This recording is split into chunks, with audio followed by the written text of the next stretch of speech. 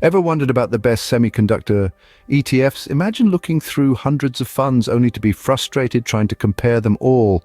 Don't worry, I've got you covered. Here are the best semiconductor ETFs that turned $10,000 to as much as $600,000.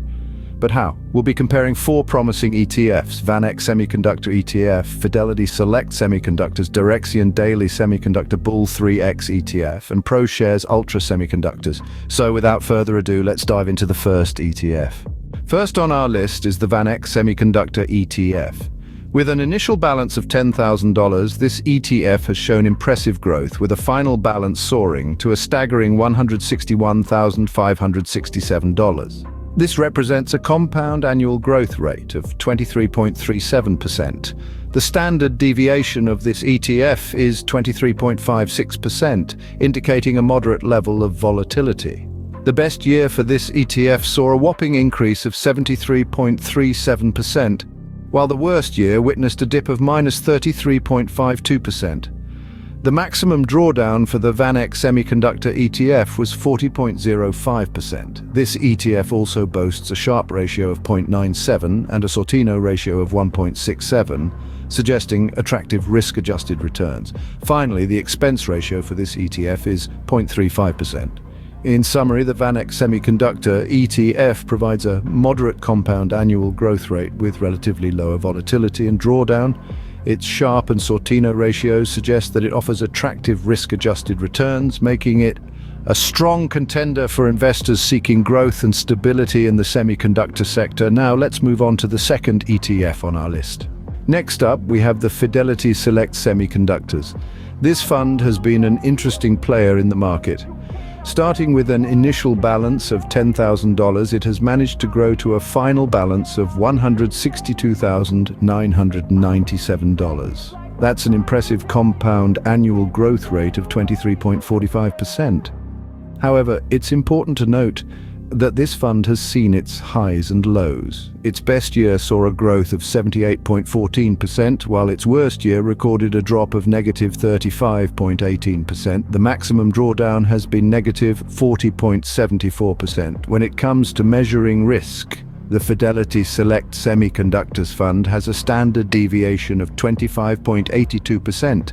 It has a Sharpe ratio of 0.91 and a Sortino ratio of 1.52, suggesting a decent risk-adjusted return. But what about the costs? The expense ratio for this fund sits at 0.69%. So while it does offer a lower compound annual growth rate compared to the Direxion ETF, it also exhibits lower volatility and drawdown.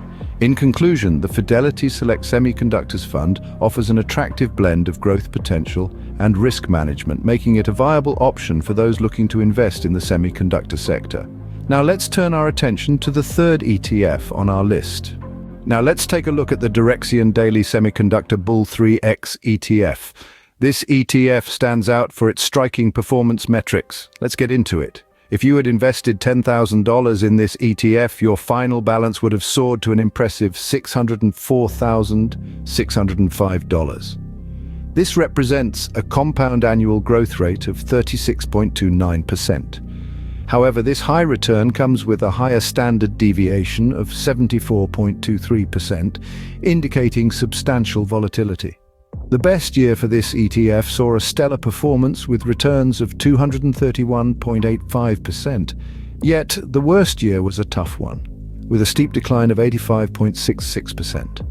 The maximum drawdown, which is the greatest loss from a peak to a trough, was a significant -86.91%.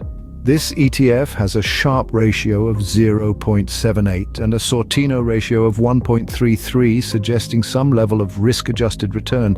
But bear in mind, the high volatility might deter risk-averse investors.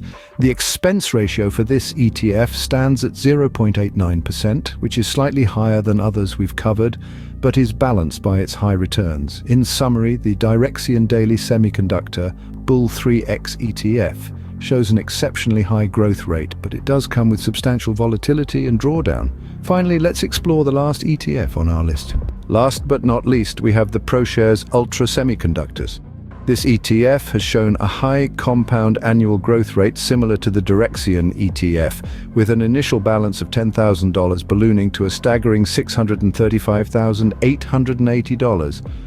The growth rate clocks in at a healthy 36.81%. However, it's not all smooth sailing.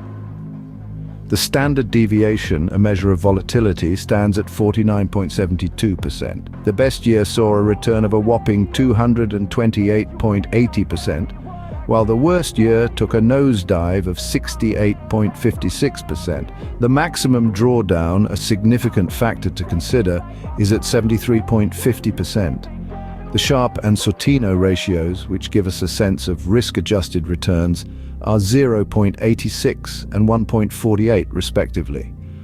The expense ratio is at a relatively high 0.95%.